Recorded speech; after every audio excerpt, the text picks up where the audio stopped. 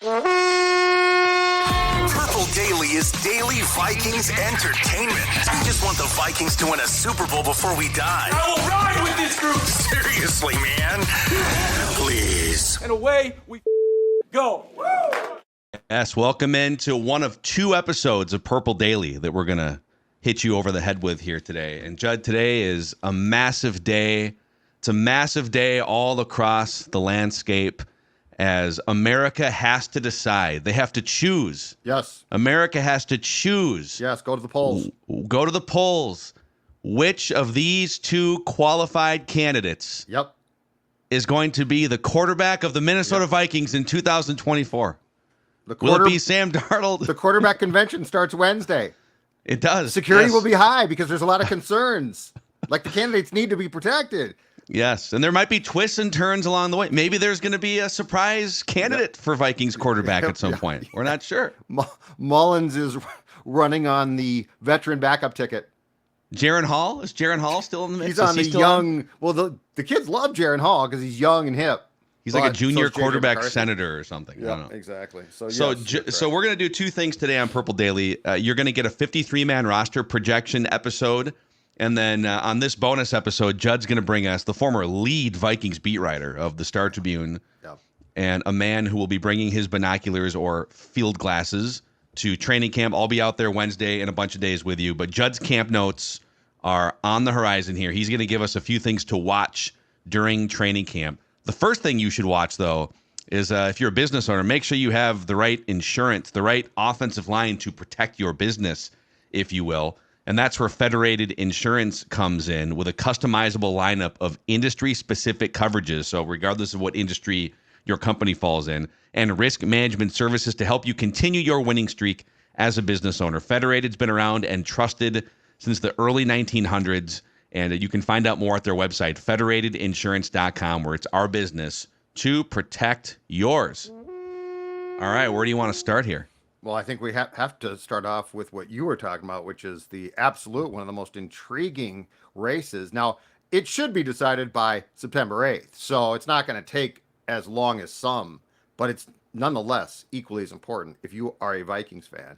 And it's the quarterback position battle between Sam Darnold and one JJ McCarthy, the first top 10 quarterback pick in franchise history, a franchise history that dates back to 1961, and no, Tarkington was not a first-round pick. So before you're like, well, Fran Tarkington had to be, no, he wasn't.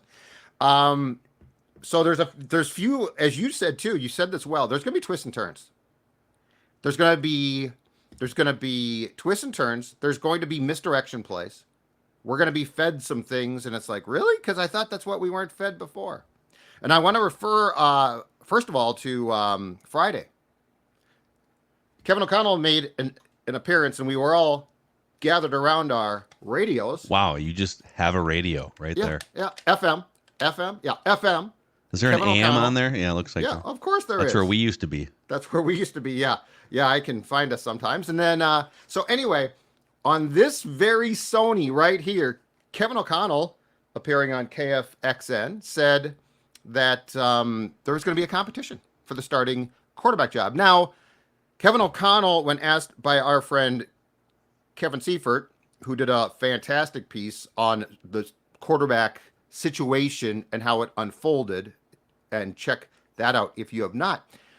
Kevin O'Connell responded to a question from Seifert at the end of the offseason program, Phil, by saying that Sam Darnold would enter camp as the top quarterback on the depth chart. So we all assumed, hey, you know what, then he's going to be the starter, which I still do.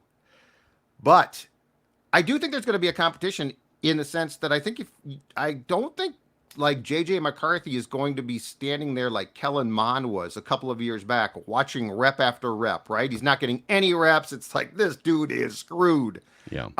So the quarterback competition, I think Darnold starts against the Giants September 8th.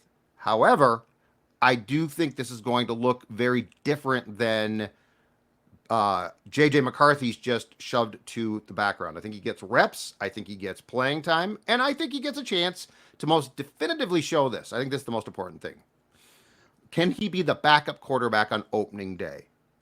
But still an interesting note that O'Connell sort of tried to take what he said and sway it to, hey, it's still going to be a competition.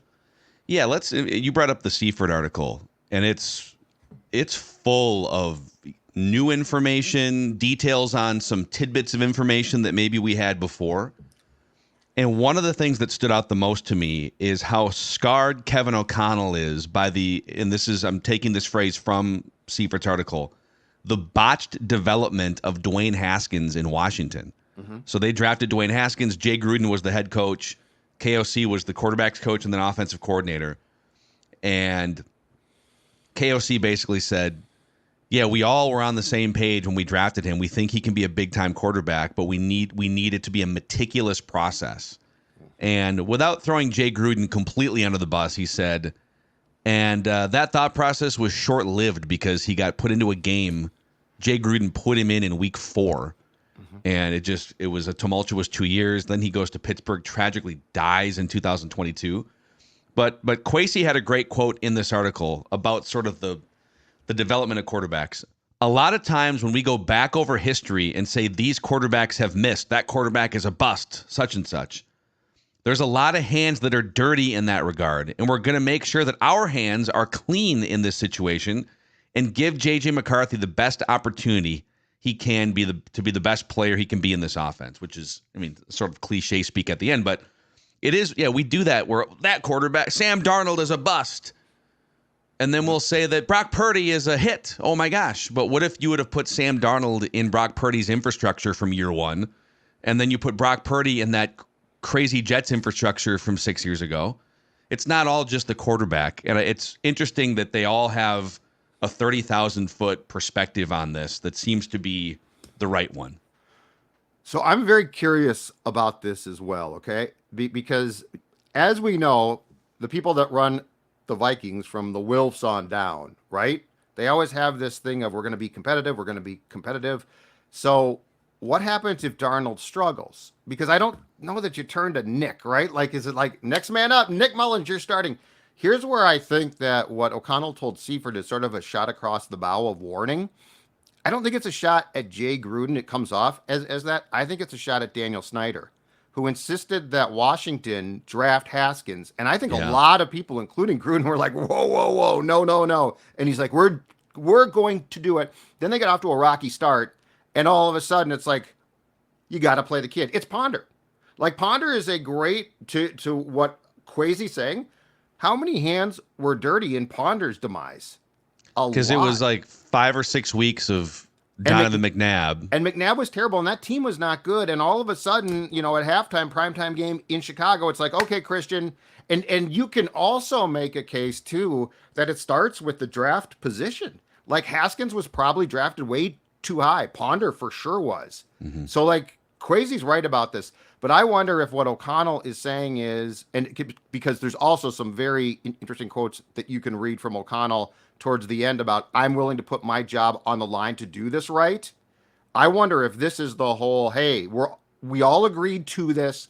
If we're not going to rush this kid, we're not going to wreck him. And if you fire me because I won't play him in week 5, 2024, that's your decision. My decision right now is to do what's in the best interest of the young man. Yeah. It sounds like McCarthy's timeline has, at least on paper, nothing to do with how well the Vikings are playing as a team, nothing to do with how well or not Sam Darnold's playing. And that's where, like, when you go back to the Chiefs from when they drafted Patrick Mahomes, the biggest difference in that scenario is, they sat Mahomes for a year and it was great. Well, they also had a playoff-ready roster. They had a reliable top 15, top 16 quarterback in Alex Smith. The Vikings they hope to have that in Sam Darnold. They're hoping to create sort of like a league average quarterback.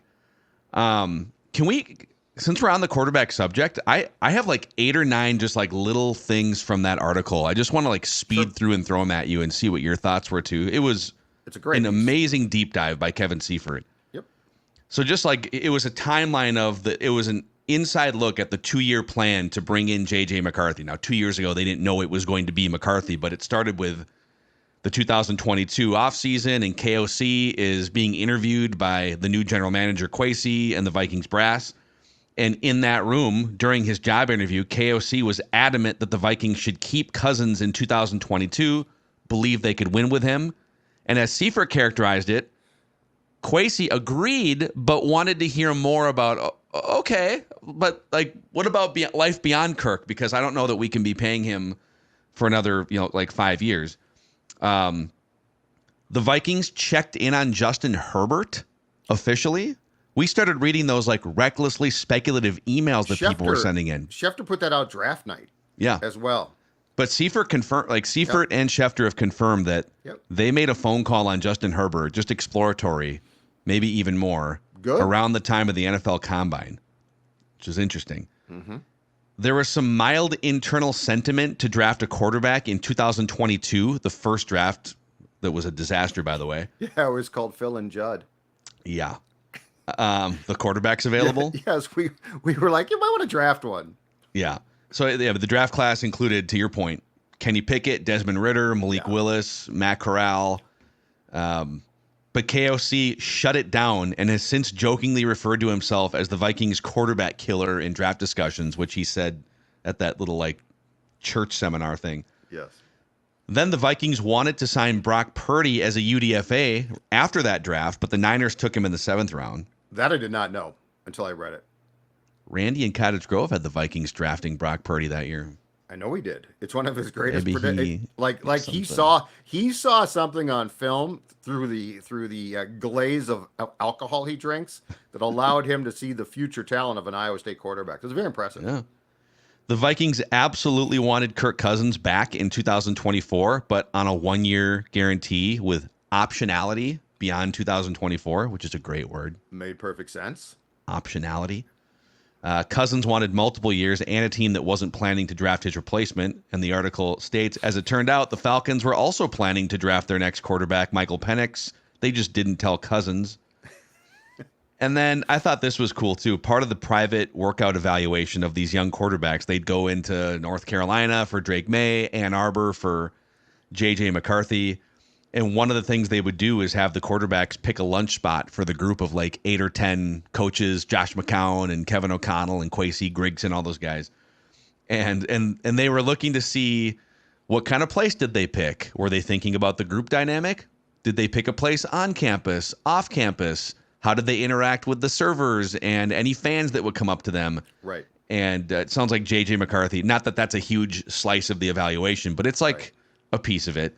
And then the last thing I'll just throw at you is KOC called Sam Darnold into his office at 10:30 a.m. on draft day, and for 45 minutes laid out, Sam, this is what we're probably going to draft a quarterback. I just want you to be in the know, full of transparency. And Sam's like, totally didn't have to do that, but I signed a 1-year deal. I know what's happening here, but I appreciate the transparency. Did that surprise you? Because I would have thought that conversation would have happened when he signed in March. It probably did in both cases. Yeah, because like we talked about that, like it was very clear, and I think it's a solid idea, but KOC should not have felt like, oh boy, we're going to draft a quarterback now, because I'm sure that they told Sam in March. And look, as Sam said too, basically signed a 1-year contract. I sort of knew what the intention was here. Yeah, well, I think that to me this is just another glimpse into why I think KOC is a great modern leader of football players.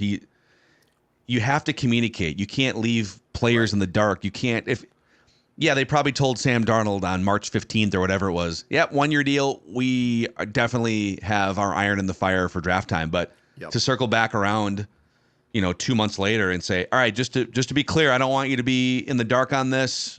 Right. You're going to be in the room with a young quarterback here. KOC seems to have his finger on the pulse of just how to communicate with, 25-year-old football players in 2014. Which leads to the second thing. And this is sort of a weird, because it's not a concrete on field thing, but it's this, and it very much applies to the Kevin O'Connell discussion. What is the Vikings' dauber and demeanor going to be like in training camp?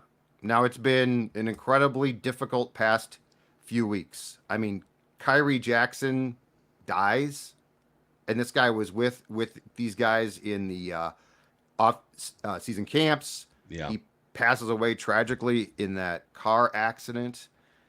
Jordan Addison, fortunately, was not hurt, but still, for the second consecutive offseason, put himself in a predicament that he shouldn't be in driving-wise, this time by falling asleep in his car near LAX in an active lane.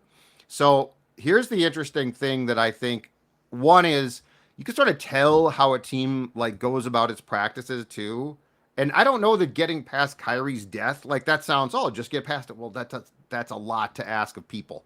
But nonetheless, it's going to be, and I'm sure O'Connell addressed the at least rookie class on Sunday night when they arrived. Like this is going to need to be discussed. If guys need therapy, they got to get it, you know, because this is once you start training camp, it's an all in. Like if you're not all in, I mean, Phil, you've gone to a ton of practices too. Like it's a grind, it's a grueling grind, and it's a month that leads up to the season. So where I'm very curious to see, and this is the first time that we're gonna in year 3 see this from O'Connell, is he's a great communicator. He is a dynamic speaker. He owns a room, but especially in the case more so of Addison and guys like that, he can't be their friend. That's a very tough line. That's that parental line of, I love you, but I can't be your friend, but I want you to know I want what's best for you, so I'm not against you. I think this is going to be an incredibly intriguing thing. And I remember I asked O'Connell, it might have been at the end of the offseason program, his first year or in training camp. I said, what happens? And believe me, I did not think about the Kyrie case. I thought about the Jordan case. I said, what happens when you get that 3 a.m. call? You know, so-and-so is in trouble. Again, I didn't think about death. But, you know, when you get a call and a guy's gotten a Dewey or a guy has fallen asleep in his car, we don't know exactly why. It's some type of driving under an influence. But I think we're about to see a very interesting Kevin O'Connell year because it's the first time that he can communicate with the players. He can do a lot of things to help them, but it's very clear there's certain guys, and this always happens, you cannot be their friend. So you can be a voice for them to talk to, but you're going to have to give them tough love back. And excuse me, I think he walks that line very well. Yeah, and it's just there's the propaganda, not to like dump on the Vikings here, but like the propaganda machine that is often these NFL team production hubs like Vikings Entertainment Network and, you know, whatever. They only put out, like when the Vikings win a game, they put out the post-game locker room speech. And so all we hear during a season in which they're 7-10, we get off the 7 wins, the post-game locker room speech in which he's rah-rah and whatnot. But they're not giving us the 10 losses where he's lighting into them. And that's where the Netflix receiver series was so interesting because Netflix put out like 20, 30 seconds of him just lighting into that locker room after a bungling loss to the Eagles in which they turned the ball over 3 or 4 more times. And it just feels to me in our conversations with him coming on the show, just being at practice, and then some of the behind the curtain glimpses that we get, he has a really good mind for how to walk that line of putting his arm around someone, but also being a parental figure and coaching them hard. Mm-hmm. And that in 2024, man, like in the era of NIL in college and player movement in college and pros, you say the wrong thing or you get into a guy too much, guess what? They're talking to their agent or they're talking to other schools in college and looking for a way out, right? So it is a delicate dance. It's not the old days where you could just Bill Belichick and Nick Saban your way in, and this is how we do things in my right. You know, you gotta find a creative way to connect with these guys without completely pandering to them. Yeah, and I think the fact that 2 things. O'Connell was as a quarterback, and now he might not have made it regardless, but you know, still a 3rd round pick, which is not bad, right? As a quarterback, I think the Dwayne Haskins thing as a coach scarred him. I think his own experience as a quarterback that never got cultivated or a chance scars him too. But I also think it's helpful that he began to bounce around and he has played for and seen a ton of coaches, starting with Belichick. So like, he's a very smart dude. I agree with you. And so I think he can start to sort of peel away things he liked. Yeah. Like, Bill clearly did a lot of things well for a long time. And the Bill that the players saw was a very different Bill than what we saw. And I think he was still serious, but O'Connell seems like he's programmed himself to take as many qualities as he possibly could that he liked from people. And he also understands, and this is where I think he really connects with the guys that might not make the team. He also understands what it's like to be ignored. Yeah. So. Yeah. Okay. I agree with that. Third thing, back to the field. Meat and potatoes. I think the third wide receiver position is very unsettled. Okay. I did the math. So a year ago, coming out of camp for the start of the regular season, the Vikings, the game against Tampa, they kept 6 receivers. All right. Shoe-ins right now. Jefferson, Addison. He might be in trouble, but he's a shoe-in. And I think that Brandon Powell and Trent Sherfield, who was signed as a veteran free agent from Buffalo, special teams guy's really good, great blocker. I think they're going to make the team. That's 4. But other than Jefferson and Addison being 1 and 2, I would not be surprised if Powell and Sherfield were 5 and 6, which leaves a spot for 4. Now, who could win that job? Or, a little reckless speculation, is that guy even here right now, Phil? I mean, is that guy even here right now? Because I think that there's a chance. By here, do you mean not. in Minnesota working out right now and about to head toward the East Coast for his training camp? Yeah, I have seen more of the AT-19 return thing, and I'll caution this one. It's a great speculative, like he's worked out with McCarthy, which might not be by accident. Very smart. He's a smart dude. But I'll caution on this one. We still don't know where like the Vikings stand on the end of that relationship. I think it was financial. But right. I'm just saying we don't know. We don't know. But I think when you look at the list of candidates who are going to come to camp with a chance to get the 3 job, Jalen Naylor, if he can stay on the field, has a chance. Problem is he never has, or last year he had ample opportunities and couldn't stay healthy. He was out for like most of training camp, right, with a hamstring. And yeah, he's got to be a full training camp. He and Wongwu drove him crazy because they couldn't get back.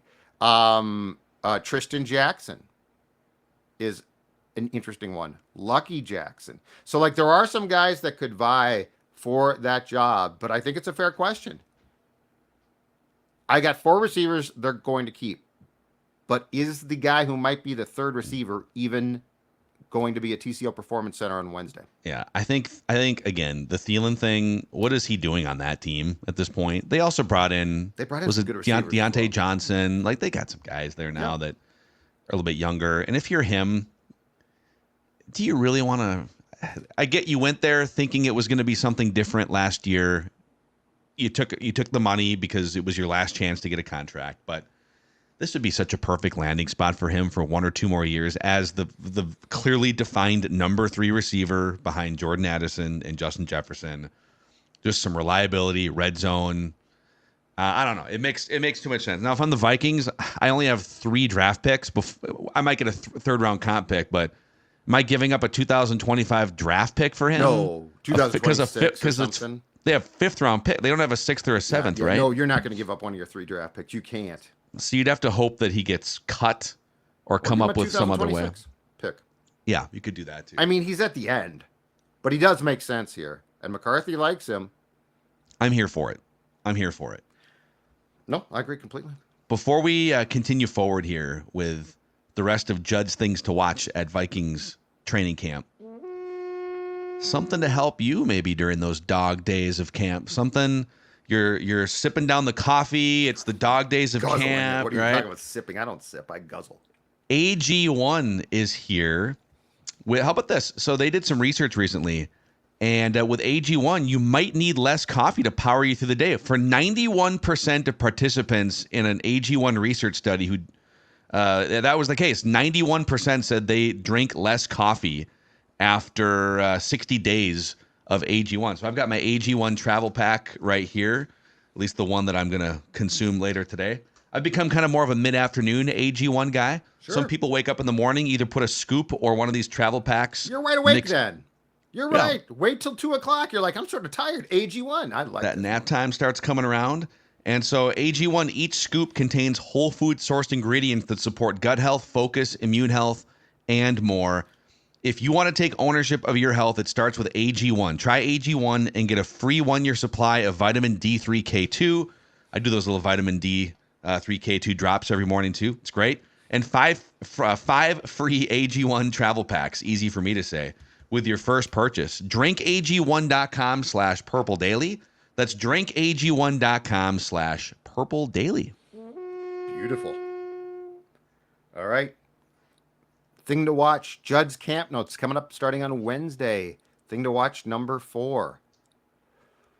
We've talked about this before, but I want to hammer it home.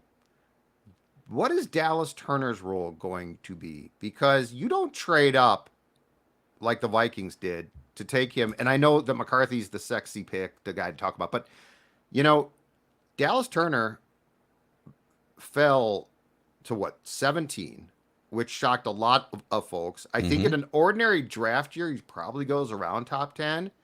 And yes, they've got Grenard to replace Hunter to a certain degree.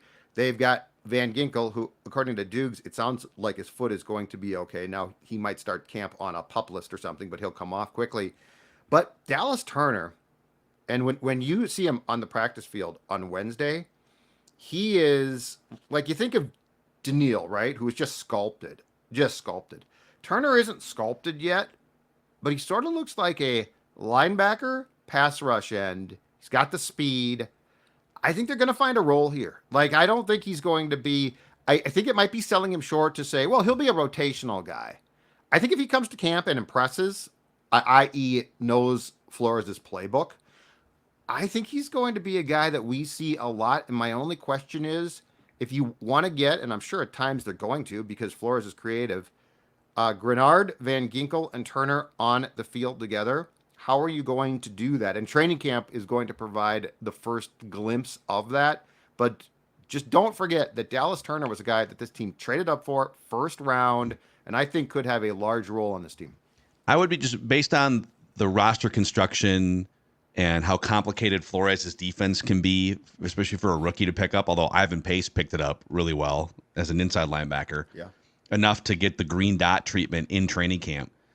I'd be shocked if Dallas Turner was like a 70 snap guy right out of the gate, because you've got these other two buffers. You've got Van Ginkel, if he's healthy for week 1, who's played in the system before, and then Grenard is a half-decade veteran, a 4-year veteran in the NFL. So, but there's always a place to say, hey, before you fully feel comfortable and know every little intricacy about what we're asking here, we know we can deploy you on must-pass situations. Like you're going to see Dallas Turner out there on 3rd and 7, 3rd and 10, and then we'll just have to see during training camp how comfortable is he with the run game on defense. How comfortable is he in some of the different things they're going to ask, the different situations? But he will absolutely be out there on, I would guess, every single must-pass and 3rd down situation starting in week 1.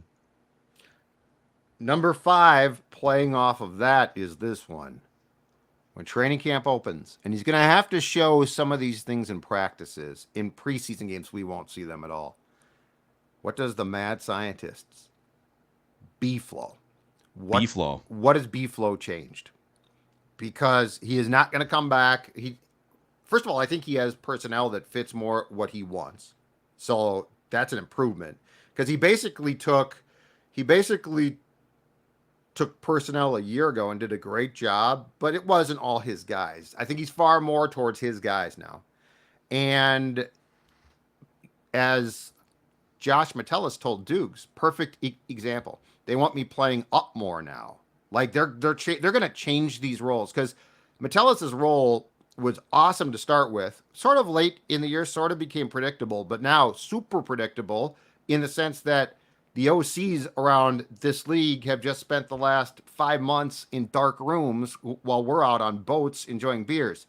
So he's going to come back with different looks. And I think we're going to start to see, and especially like Grenard now, who is not Hunter. Van Ginkel now, who is, I think, probably an improvement on in any second pass rushing presence that the team had a year ago. Dallas Turner. So look for some more creative designs and different designs to try to throw off opponents starting September 8th. Yeah. They had, I can pull this up here, but I'm pretty sure they had by a mile the highest blitz rate of any team in the NFL last year. but not necessarily anywhere near the highest pressure rate. Like those are two people think blitz equals pressure. Nope. Well, you hope that a blitz equals pressure, but when you blitz and it's not pressure, now you got a problem because now you're outnumbered over the top. You're right. Yeah, so here's the highest blitz percentages according to Pro Football Reference. The Vikings blitzed on 52% of defensive snaps, sending at least one extra rusher. The Giants, with that Wink Martindale chaotic system, were 45%, and then the Buccaneers were the only other team at 40%. So the Patriots were the fourth blitz heaviest team, and they were 35% to the Vikings' 52%. Wow.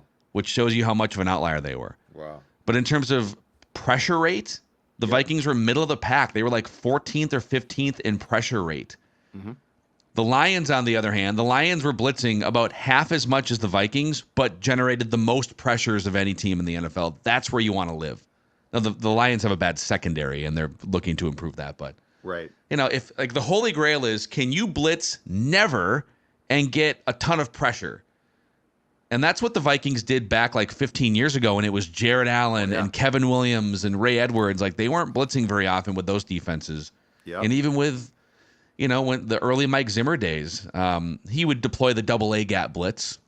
Let me hit the football sounder for that. Football. But it was a lot of Everson Griffin and when Brian Robinson. And when Mike came here, because if you recall, when he was the DC with the Bengals, his last few years there, the blitz, they actually got pressure a lot, but they didn't get a ton of sacks. And Zim's point, and he was right, was sacks are overrated. Like, we're far too focused on your sack totals. It's how much pressure can you apply. The one thing I think Flores might change too is, and I think it was Seifert that broke this as well. It was a great story about B-Flow last year. And the fact that when Brian Flores spent a year in Pittsburgh on the Steelers staff with Mike Tomlin, and I think it was Paul Hackett was the coach, right, of Pittsburgh, or no, the DC of the Pittsburgh Panthers college team at the time, and he stole the idea, and it's a college idea, to play zone on the back end and blitz. And I think now that things have changed, I think we're going to probably see an attempt for more man, which is where, like, it's going to be very important, one, who the third cornerback is, and two, like, if Mekhi Blackmon wins the job, it's going to give him an opportunity. So like, let's say the boundary corners are Shaq Griffin, Mekhi Blackmon, and then when you're in nickel with three corners, Byron Murphy Jr. is inside. Well, if Blackmon can clearly win the outside job there, this is where he's going to get an absolute chance to shine. Yeah. Yeah, it's going to be, I think you're right. Like the stealing a defense from Pitt's college playbook and running zone on the back end of a blitz heavy front. Wow. Football. Well, people have figured that out now. It feels like a short-term trinket, like a little wrinkle that you would throw in for a year, but not like a system that you would sustain over the course of time. Correct. And the two things that we know about the National Football League are this. One, coaches go into film rooms 365.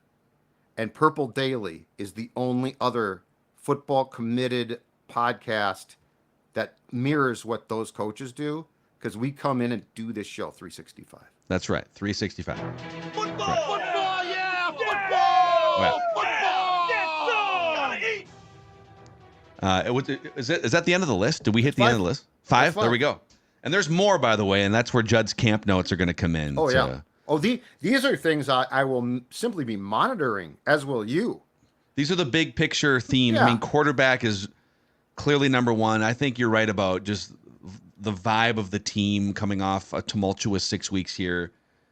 What's the energy going to look like? What's the messaging going to be? I mean, today is in a couple hours. We're recording this 9:30 in the morning here on a Monday. In about 3 hours, Kwesi and KOC are going to address the media, sort of the pre-training camp address. So we'll see what that message is. But yeah, this is one of the more intriguing training camps that we've had in years, because you knew who the quarterback was for 6 years. And then before that, you had Mike Zimmer with, it was going to be these defensive pieces that weren't a lot of position battles happening on defense for a while. And Exactly. And there were definitely years there where the quarterback thing was just murky, but I don't know that there was like a confidence since Teddy got hurt that they had found their guy, and then Kirk just came in and played. So yeah, I don't think we should mistake the Vikings potentially not being good with, well, then they're boring. I think this actually drives my curiosity more. Yeah, and I mean, depending on how some of these things shake out that you just went through, I still have a hard time with like the Seifert listed ESPN's projection at 6.5 wins again. 7.5 is the highest I found.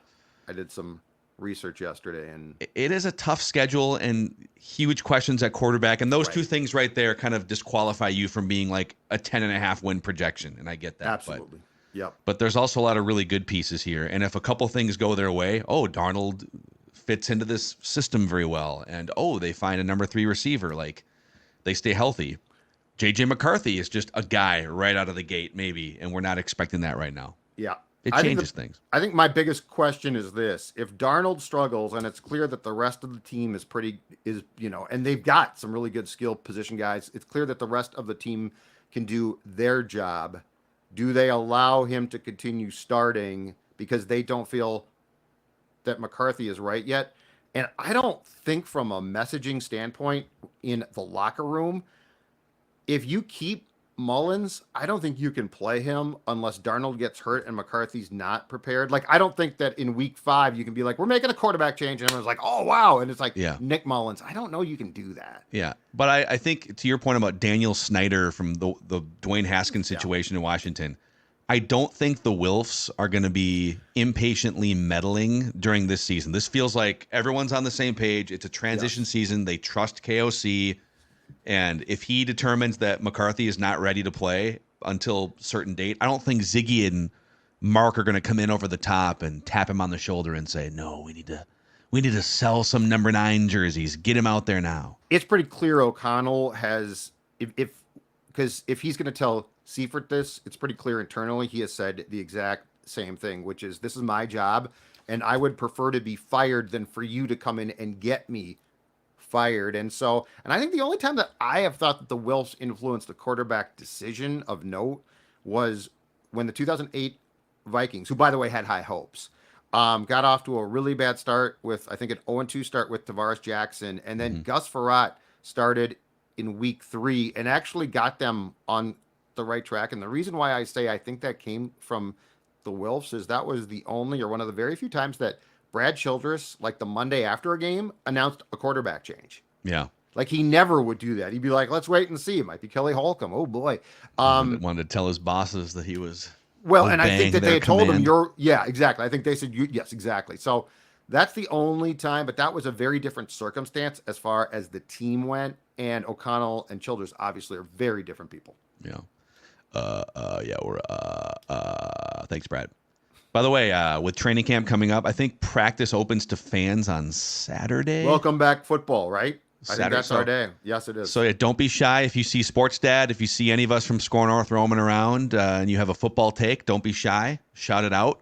We'll be roaming around probably just around the different parts of the field. Go back by the bleachers there. We're by the tents. We are. We're all over the place, getting you the inside information on your favorite football team. Purple Daily Vikings Entertainment. Just want one Super Bowl. Just one.